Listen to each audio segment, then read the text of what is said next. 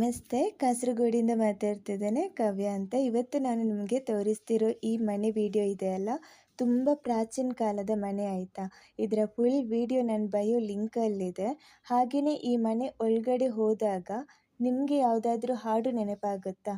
ಆದರೆ ನಾನು ಮತ್ತು ನನ್ನ ಅಕ್ಕ ಈ ಮನೆ ಒಳಗಡೆ ಹೋದಾಗ ಈ ಹಾಡು ನೆನಪಾಯಿತು.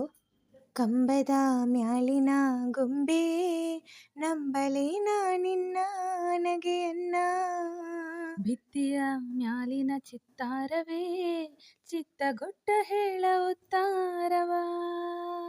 ಒಪ್ಪಲೇ ನಾನಿಲ್ಲಿ ತಪ್ಪಿಪ್ಪುಗೊಂಡಿಹೆನ ಮಬ್ಬು ಹರಿಯುವುದೇನ, ಹಬ್ಬವಾಗುವುದೇನ.